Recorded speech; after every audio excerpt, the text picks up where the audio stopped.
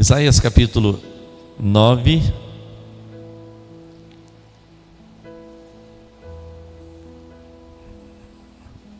Isaías capítulo 9, do 1 ao 7.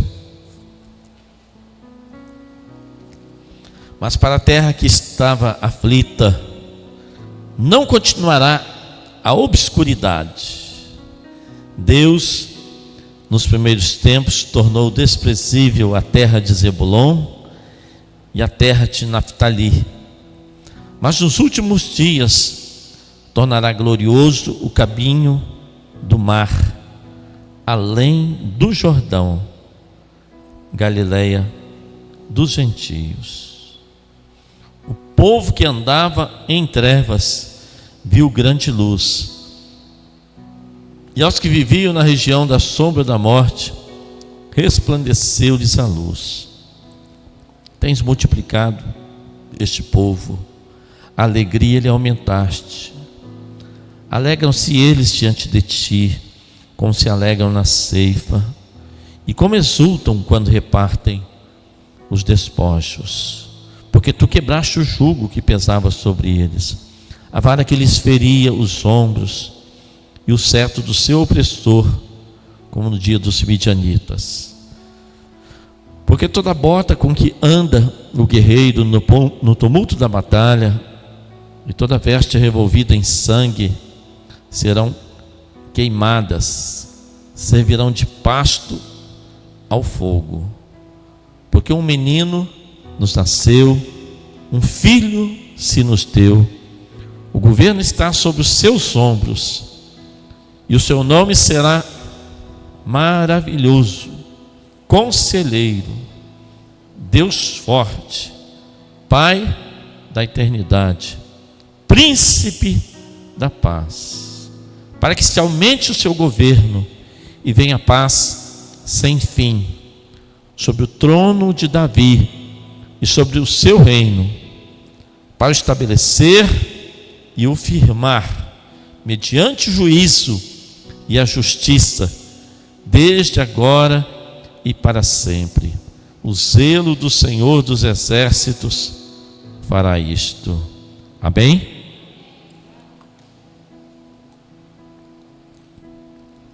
Meus amados, como nós já dissemos no início do nosso culto, nesse período em que se comemora, se lembra muito, né, do advento, da vinda de Cristo, né, do seu nascimento em Belém da Judéia. É bom que a igreja também intensifique essa mensagem e pregue bastante essa mensagem. Isto porque, irmãos, nós temos visto uma tentativa por parte dos inimigos do Senhor, e principalmente do diabo, de tentar mascarar essa data do nascimento de Cristo. E naturalmente que não há interesse no mundo e no diabo, não há interesse nenhum nele de que essa mensagem sobre o nascimento de Jesus, o seu sacrifício e a sua salvação seja conhecida de todos os povos. Então ele usa de todos os meios para que essa mensagem possa ficar sufocada. E eu tenho ouvido dizer, no meio de alguns contextos religiosos e evangélicos, E não podemos, irmãos, também desconsiderar isso, porque as armas do diabo são poderosíssimas. É claro que elas não prevalecem contra a igreja de Jesus, mas a própria palavra de Deus nos diz que nós não podemos desconsiderar os seus desígnios.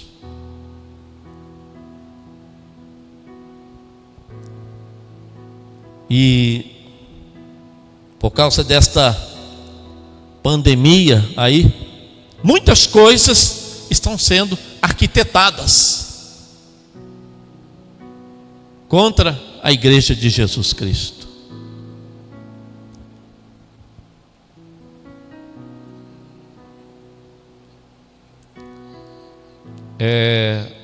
Até o dia 15 de novembro, parecia que ninguém se falava mais em Covid-19.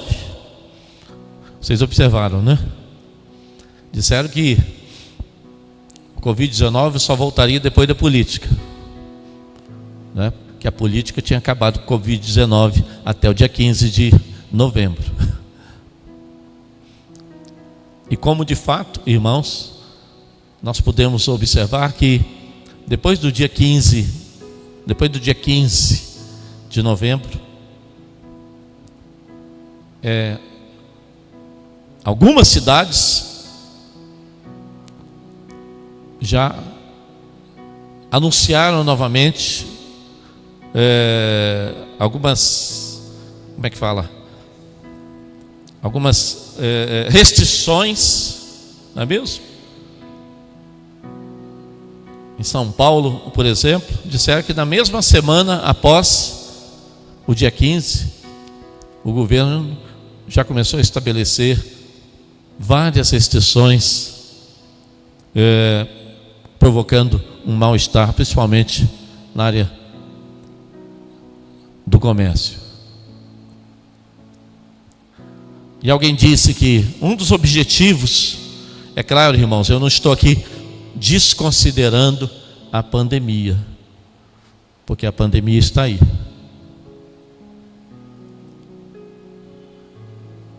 Mas infelizmente tem muita gente querendo se valer.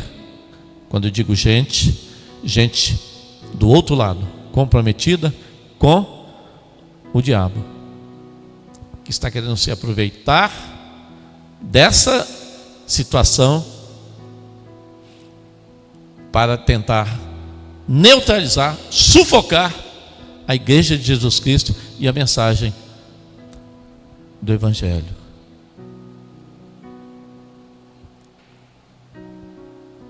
Tanto é que estão se proibindo todo tipo de celebrações, não é?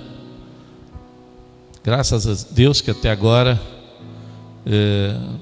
pelo menos no nosso estado, não se falou mais em restrições em relação às igrejas. No nosso estado, mas já tem muitos outros locais onde estão se restringindo todo tipo de celebração, não é? Todo tipo de celebração. Então, irmãos, é bom que nós fiquemos alertas em relação a isto. Amém? Alertas em relação a isto. Na verdade, irmãos, eu costumo dizer na igreja que Jesus Cristo precisa ser celebrado durante o ano inteiro. Amém? Glória a Deus que, na verdade, nós celebramos o nome de Jesus, não é só no final do ano. Mas é bom que a igreja dê ênfase durante todo o ano ao advento da vinda de Jesus em carne, seu sacrifício, sua morte, né, o seu sangue derramado, que foi derramado por nós, e a sua ressurreição. Amém? Glória a Deus. E esse texto, irmãos, eu acho esse texto lindo, é um dos textos mais lindos da Bíblia que se refere ao nascimento de Cristo, e que está lá em Isaías, o profeta messiânico, que profetizou esse advento há muitos anos antes do advento da vinda de Cristo, talvez uma média de no mínimo uns 200 a 300 anos antes da vinda do Messias. E esse texto nos traz, irmãos, uma mensagem de esperança, de regozijo.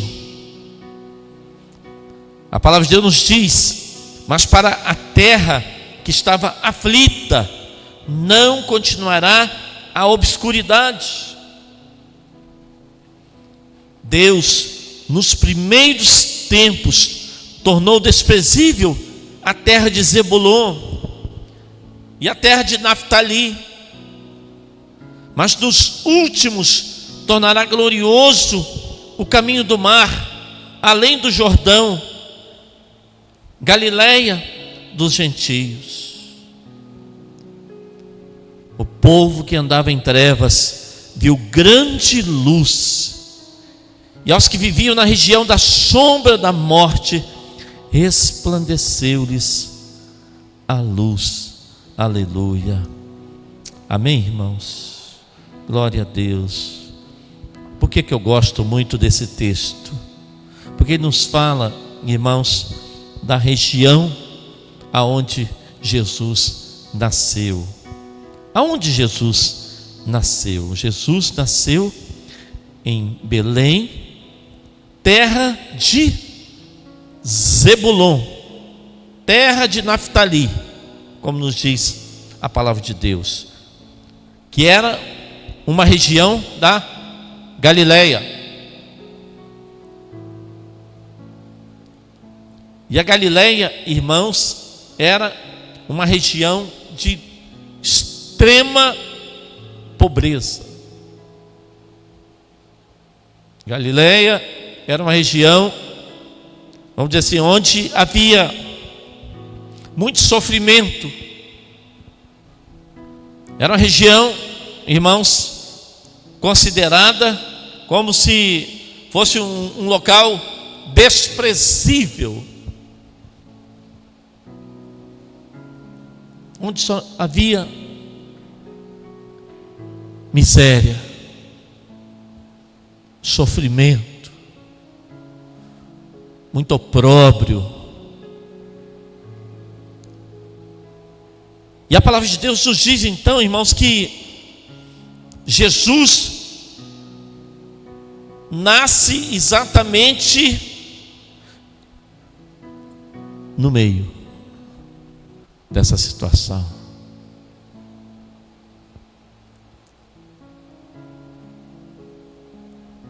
E o verso 2 continua, o profeta Isaías falando: e o povo que andava em trevas viu grande luz, e aos que viviam na região da sombra da morte. Vocês podem imaginar o que era viver na região da sombra da morte? Tem um texto na Bíblia que fala sobre o vale da sombra da morte, não tem?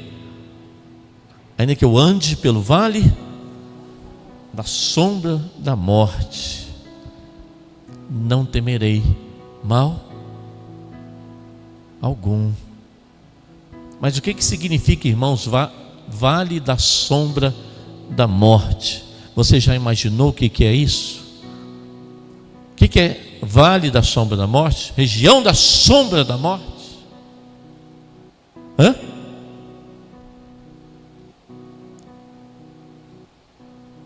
Era uma região de muitas desgraças, né? De muito sofrimento, onde as pessoas pareciam que sentiam o cheiro da morte a todo instante. Uma região extremamente desprezível, que ninguém ligava para ela. Essa era a região da Galileia, irmãos, região da sombra da morte.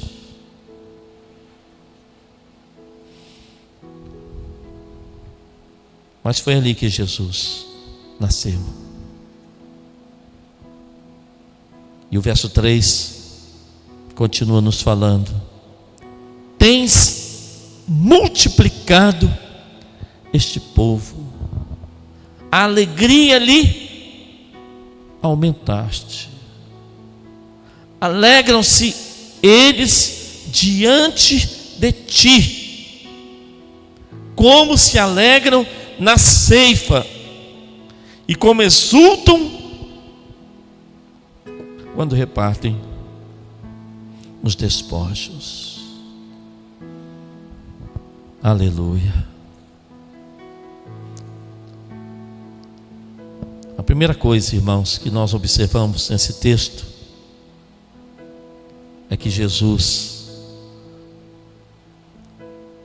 quando veio a este mundo, Jesus veio para libertar aqueles que estavam na região da sombra da morte. Galileia, aqui, irmãos, poderia significar terra de Zebulon, Galileia, Naftali, Galileia dos gentios, como diz esse texto, poderia significar a minha vida e a sua vida.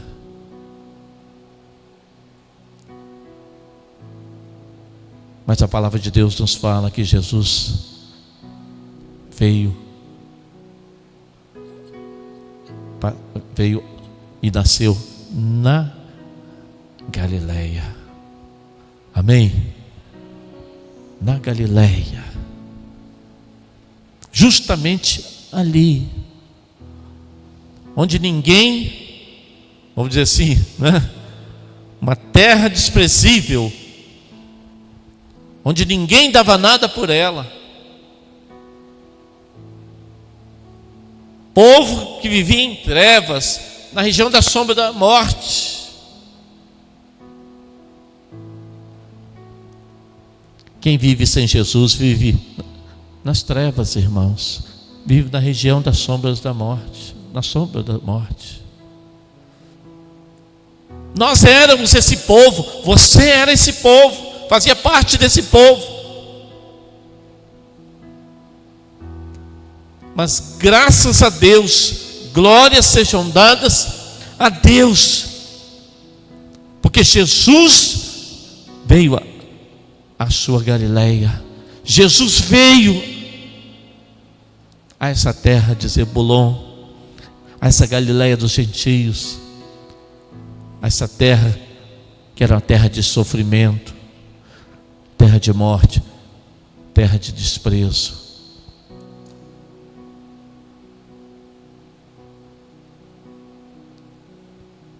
Galileia significava o seu coração, a sua vida sem Jesus, a sua vida antes de ser alcançada pelo Senhor Jesus Cristo. Amém? Diga assim: Jesus, obrigado, porque o Senhor entrou na minha Galileia, na Galileia do meu coração. Muito obrigado. Aleluia. Glória a Deus. E o povo que andava em trevas viu grande luz, enxergou a verdade. E os que viviam na região da sombra da morte, aos que viviam na região da sombra da morte, resplandeceu-lhes a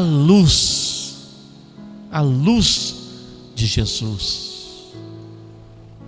Como nos diz a palavra de Deus, eu sou a luz do mundo. Amém? Resplandeceu-lhes a luz. essa luz resplandeceu sobre sua vida.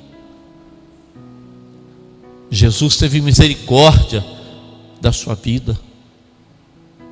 Jesus se revelou para você. A luz de Cristo te alcançou. A verdade de Deus te alcançou. Aleluia.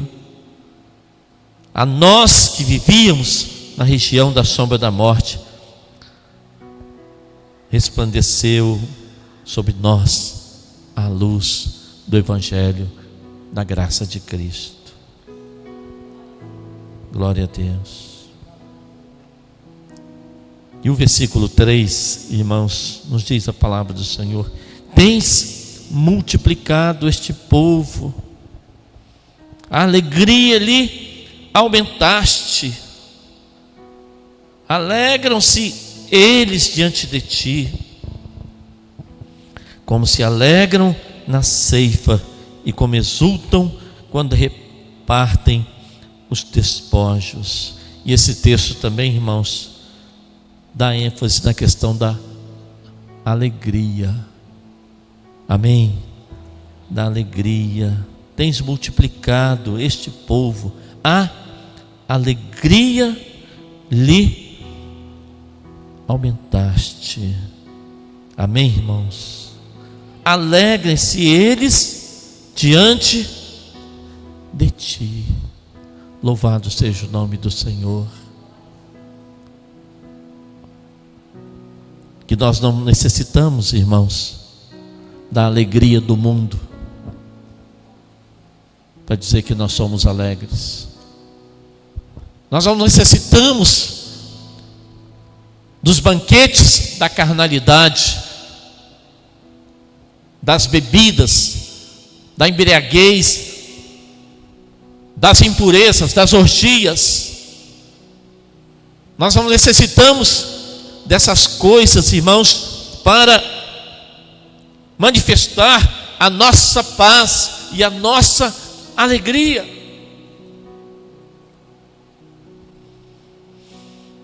Porque quem encontra Jesus, irmãos, quem encontra essa luz, irmãos, encontra a verdadeira paz e a verdadeira alegria. Aleluia. Você não precisa, não é? Você não precisa de um cigarro para se dar bem.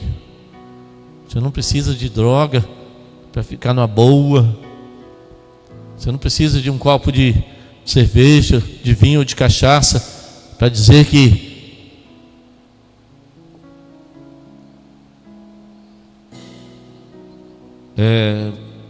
você vai ficar bem e que você vai ficar alegre. A alegria do Senhor, diz a palavra do Senhor, é a nossa força. Amém? Não existe alegria maior, não é mesmo? Não existe alegria maior. Certa feita, alguém disse para um crente: poxa, mas vocês falam que são livres. E como é que vocês me explicam isso?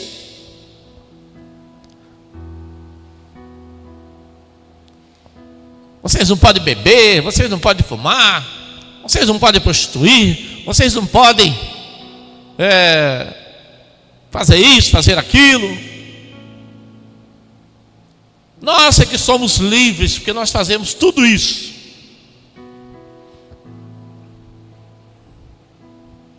E aquele crente disse para ele: é exatamente isso que você disse. Graças a Deus, nós não precisamos de fazer nada disso para dizer que somos felizes. Porque a verdadeira alegria é só o Jesus Cristo que nos dá.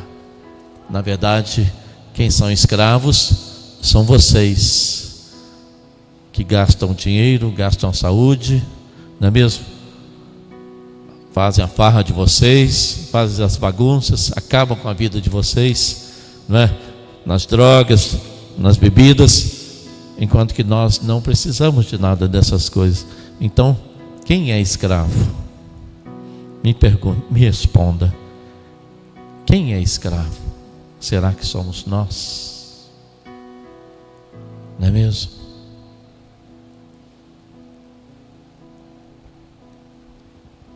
Então, irmãos, para finalizar a nossa palavra, tens multiplicado este povo a alegria, ou tens multiplicado este povo a alegria lhe aumentaste. Alegram-se eles diante de ti, como se alegram na ceifa e como exultam quando repartem os despojos. Aleluia. Glória a Deus. Deus tem aumentado a nossa alegria, irmãos, o nosso prazer. E a palavra do Senhor nos diz: alegrem-se eles diante de ti. Amém? Glória a Deus. Deus tem aumentado a nossa alegria. E nesse final de ano, querido, nesse final de ano, procure a buscar mesmo o Senhor e pedir ao Senhor para que esteja aumentando cada vez mais a alegria dele no seu coração e na sua vida. Busque o Senhor cada vez mais.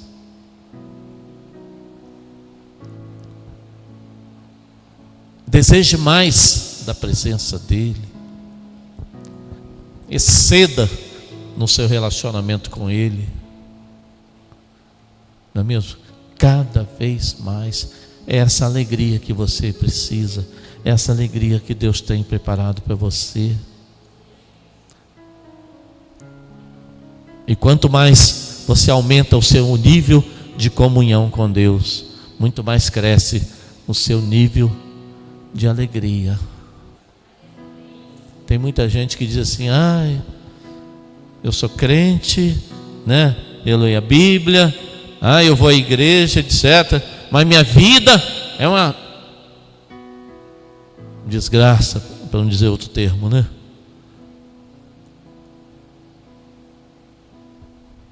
Eu não tenho alegria, eu não tenho paz, né?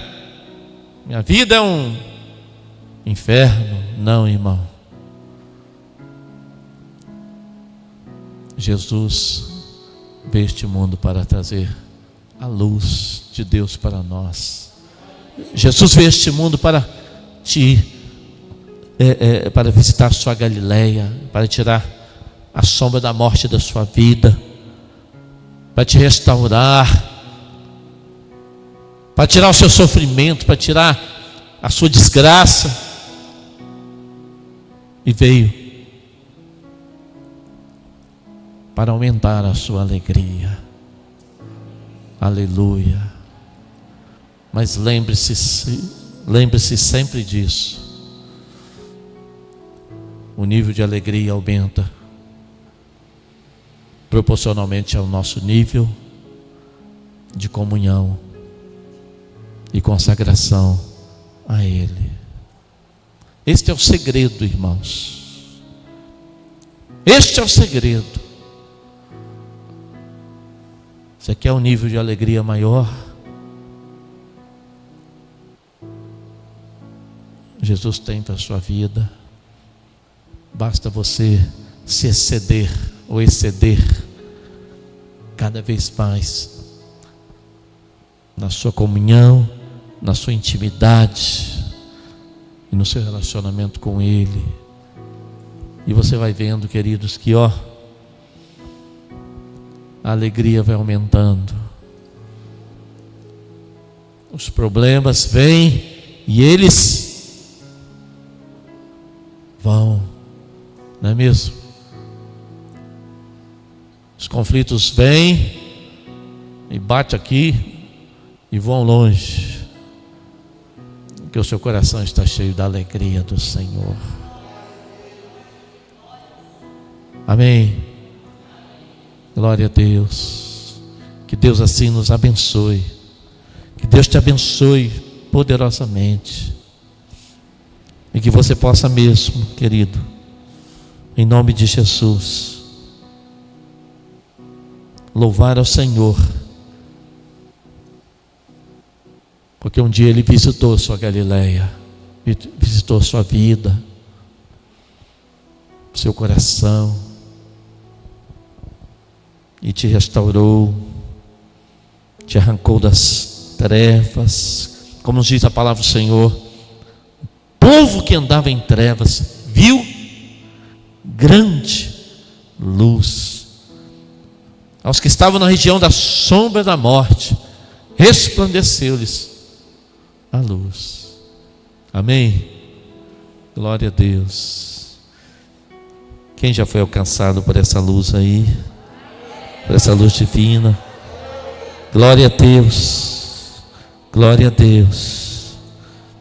E se nessa noite, querido, conforme nos diz o texto, tens multiplicado este povo, a alegria lhe aumentaste. Alegrem-se eles diante de ti. Vamos, irmãos, nos alegrar mesmo diante do Senhor, porque Ele vive. Amém? Porque Jesus vive. Como diz aquele cântico, porque Ele vive, posso crer no amanhã. Quer tocar lá para nós, Rodrigo? Porque Ele vive. Vai sair não, né? Temor não há, mas eu bem sei, eu sei que a minha vida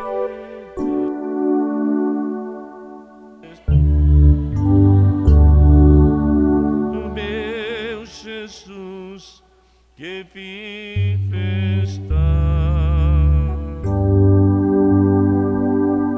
Porque Ele vive, posso crer no amanhã. Vamos colocar de pé, irmãos.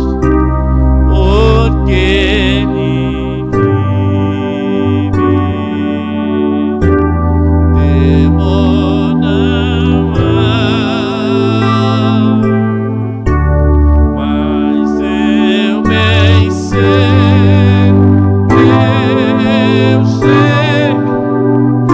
Minha vida está nas mãos do meu Jesus que vive está. Última vez, aleluia. Ele vive,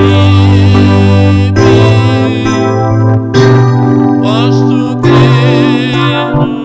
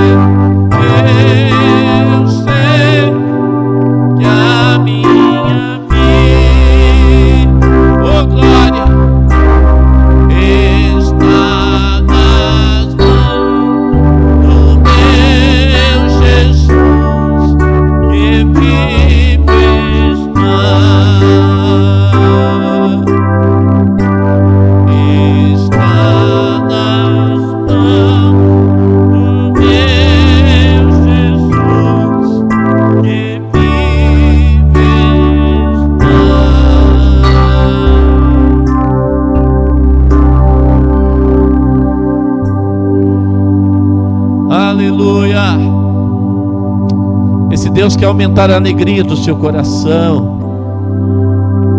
Aleluia. Ele veio à sua Galileia. terra que ninguém dava nada por ela. Aleluia. Ele nasceu no seu coração um dia, para te livrar da sombra da morte, das trevas. E para o povo que estava em trevas veio a grande luz, a luz da graça, a luz da salvação, a luz de Cristo. Aleluia, aleluia. Ele veio para aumentar a alegria do seu coração. Glória a Deus. Alegre-se diante dele.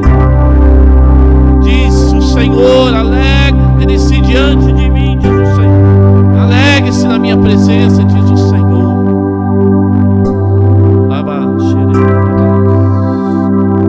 Aleluia.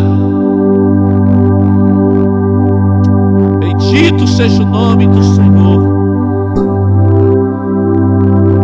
Dê um forte aplauso a Ele.